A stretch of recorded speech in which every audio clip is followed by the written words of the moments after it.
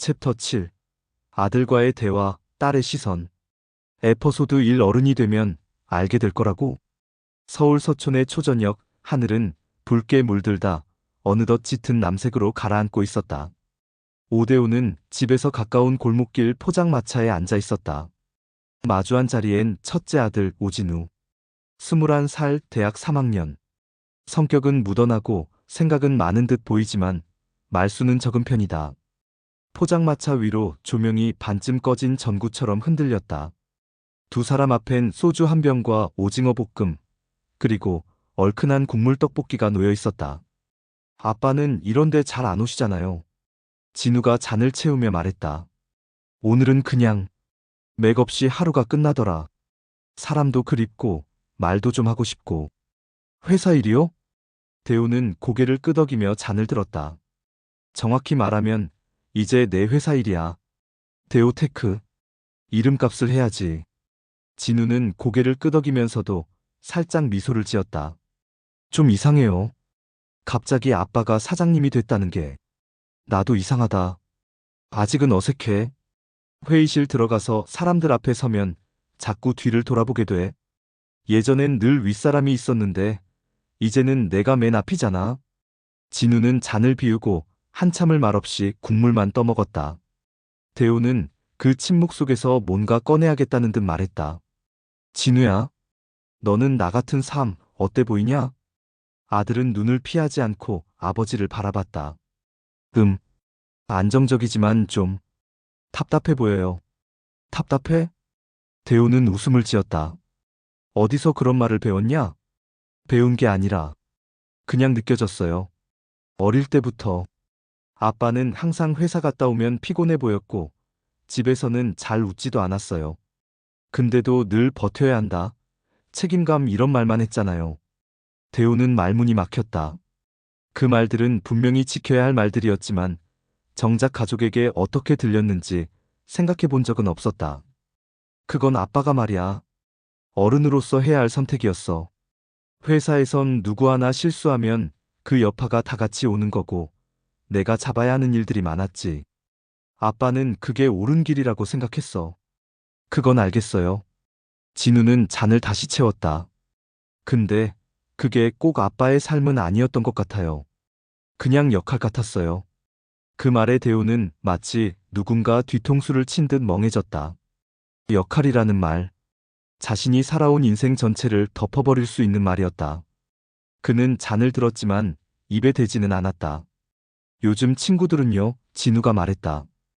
회사 들어가도 언제 잘릴지 몰라요. 조직에 충성하는 거, 이제 안 통해요.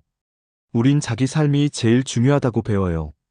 돈은 물론 중요하지만 그보다 의미 있는 일을 찾으려고 하죠.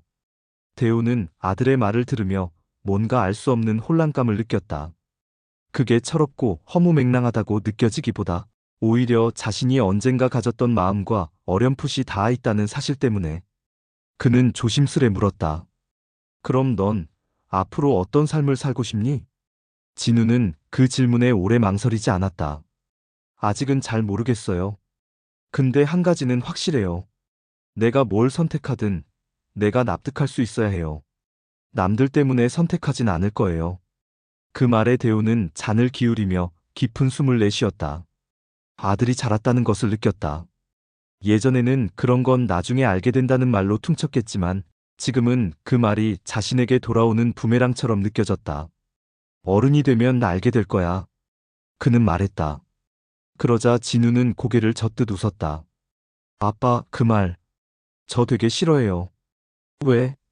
그건요. 어른이니까 이해해라 하는 말이잖아요. 근데 사실은 어른도 잘 모르는 것 같거든요. 그냥 버티는 거잖아요. 대우는 잠시 멍하니 진우의 얼굴을 바라보았다. 그리고는 웃음 섞인 한숨을 내쉬었다. 맞다. 어른도 사실 잘 몰라. 포장마차에서 나오는 길, 밤 공기는 제법 서늘했다. 서촌 골목길 사이로 붉은 가로등 불빛이 퍼져 있었다. 진우가 물었다. 아빠는 지금 후회하세요? 어떤 걸? 지금 이 나이에 다시 시작하는 거요. 남들처럼 그냥 연금 받고 편하게 살 수도 있었잖아요. 대우는 발걸음을 멈췄다. 그리고 조용히 말했다. 그 생각 많이 했어. 이 길이 옳은 건지, 그냥 나이값 못하는 건지. 근데 이상하게 말이야, 하루하루 다시 사라지는 느낌이 들어. 불안하지만 살아있다는 느낌. 그게 나한테는 중요하더라고. 진우는 고개를 끄덕이며 혼잣말처럼 말했다. 그런 거면 나도 그런 인생 살고 싶긴 하네요. 뭐라고? 아니에요. 그냥 들은 걸로 하세요. 진우는 웃었다. 대우는 아들의 말에서 묘한 안도감을 느꼈다. 무언가 정확히 해결된 건 아니었다. 서로를 온전히 이해한 것도 아니었다. 하지만 그날 밤, 그는 처음으로 아들과 대화를 나누었다는 느낌을 받았다. 대화란 결국 생각을 전하는 게 아니라 마음을 여는 거구나. 그가 잊고 있던 단순한 진실 하나가 그날 밤 서촌의 골목에서 떠올랐다. 챕터 7. 에피소드 2. 딸이 그리는 아빠의 얼굴. 오대오는 책상 위에 흩어진 도면 대신 액자 속 가족 사진을 바라보고 있었다. 사진 속에 그는 딱딱하게 굳은 표정이었고 아내는 미소를 지었으며 딸 예나는 그들 사이에서 팔짱을 낀 채 익살스럽게 눈을 찡긋하고 있었다. 아빠, 저 이거 봐요. 예나의 목소리가 거실에서 들려왔다. 대우는 사진을 바라보던 눈을 떼고 거실로 나왔다. 예나는 식탁 위에 뭔가를 펼쳐놓고 있었다. 크레파스와 연필, 수채화 물감이 어지럽게 놓여 있었고 중앙에는 반쯤 완성된 인물화가 있었다. 누구야? 아빠잖아요. 내가 이렇게 생겼어? 응. 내가 보는 아빠. 그림 속의 그는 익숙하면서도 낯설었다. 눈썹은 두텁고 약간 찡그려 있었으며 입은 굳게 다물린 채였다. 하지만 무엇보다 인상 깊었던 건 그림 속 아빠의 배경이었다.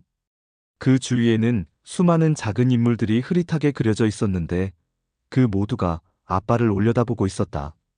이건 뭐야? 아빠가 요즘 사람들 앞에 자꾸 서잖아.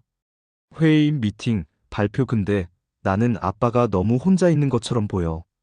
다들 아빠를 바라보는데 아빠는 혼자 어딘가에 갇혀 있는 것 같아. 대우는 말이 막혔다. 딸의 말은 예리했고 전곡을 찔렀다. 예나야, 아빠는 그냥 책임을 다하려고 할 뿐이야. 그건 알아요. 근데 책임이라는 단어, 아빠한테 너무 무거운 짐 같아요. 그 짐 때문에 아빠 얼굴이 점점 굳어지는 것 같아서. 그 말에 대우는 불쑥 웃음이 나왔다. 너도 이제 어른처럼 말하네. 그러니까 아빠도 가끔은 아이처럼 좀 웃었으면 좋겠어요. 예나는 색연필을 다시 들고 그림 속 얼굴에 붉은색을 아주 살짝 덧칠했다. 뺨 위에 감정의 온기를 더하려는 듯. 그날 밤 대우는 오랜만에 자신의 노트를 펼쳤다. 여전히 깨끗한 첫 장에 이렇게 썼다. 나는 아직도 아이의 눈에 비친 나를 이해하려고 애쓴다. 나는 언제부터 무거운 사람이 되었을까? 그리고 그것이 꼭 필요한 일이었을까? 다음 날 아침, 예나는 학교에 가기 전 아빠의 방에 들렀다.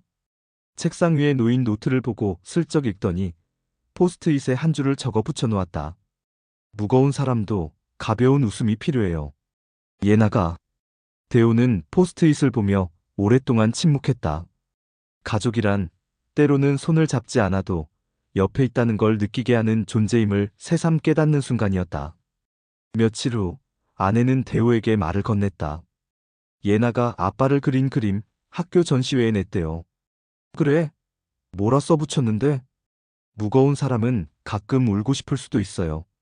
하지만 그런 사람을 가볍게 해주는 건 가족의 눈빛이에요. 그 말을 들은 순간 대우는 한참 동안 아무 말도 하지 못했다. 딸의 시선은 단순한 관찰이 아니라 마음 깊은 곳에서부터 온 공감이었다. 그날 저녁 대우는 가족 모두를 불러 거실에 앉혔다. 무거운 대화를 하려는 것이 아니라 그냥 함께 웃고 싶었다. 오늘은 내가 저녁 준비할게. 헐, 아빠 요리해요? 예나는 눈을 동그랗게 떴다. 당연하지. 나 라면도 잘 끓여. 그건 요리 아님. 가벼운 웃음이 식탁 위를 맴돌았다. 작은 시작이었지만 이 순간은 분명히 가족 사이에 새로운 연결을 만든 것이었다. 대우는 그날 밤 노트에 또 한 줄을 썼다. 내 얼굴을 다시 그리고 싶다. 딸이 본 것처럼 가족이 본 것처럼. 그렇게 나는 다시 태어나는 중이다. 챕터 7. 에피소드 3 식탁 위에 말없는 뉴스. 식탁에는 오늘도 뉴스가 깔려 있었다.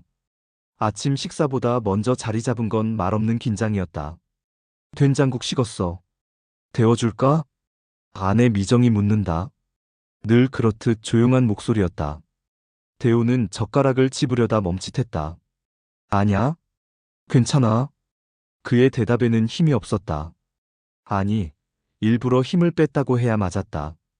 그날 아침, 대우의 머릿속엔 전날 밤에 이메일 한 통이 맴돌고 있었다. 대우테크의 초도 공급 계약, 최종 확정. 기뻐해야 할 순간이었다. 법인을 설립한 지 3달, 제품 개발과 품질 인증을 마친 후 첫 정식 납품 계약이었다. 그러나 기쁨은 한낱 화면 속 글자처럼 납작하게 가라앉아 있었다. 식탁 한쪽엔 고등학생 딸 수연이 조용히 앉아 있었다. 그녀는 휴대폰을 만지작거리다 갑자기 말했다. 아빠, 요즘 신문에 회사 이야기 안 나와? 왜? 옛날엔 종종 났잖아. 무슨 인터뷰도 하고. 대우는 멈칫한 채로 고개를 들었다. 수연의 얼굴은 놀랍도록 담담했다. 그러나 담담함은 때론 거리감을 말해주기도 한다. 그때는 회사가 컸지. 지금은 작게 다시 시작한 거라. 그럼 지금 회사 이름은 뭐야? 대우테크. 옛날 회사 이름하고는 다르네. 그래. 이번엔 좀 다르게 하고 싶었어. 그래도 아빠 이름은 그대로네. 수연의 마지막 말에 대우는 뭔가 찔린 듯 가볍게 웃었다. 아내 미정은 조용히 물컵을 옮기며 말을 이었다. 이번에 계약서 썼다면서. 좋은 거지? 응. 초도 수량 작지만 가능성 있는 곳이랑 했어.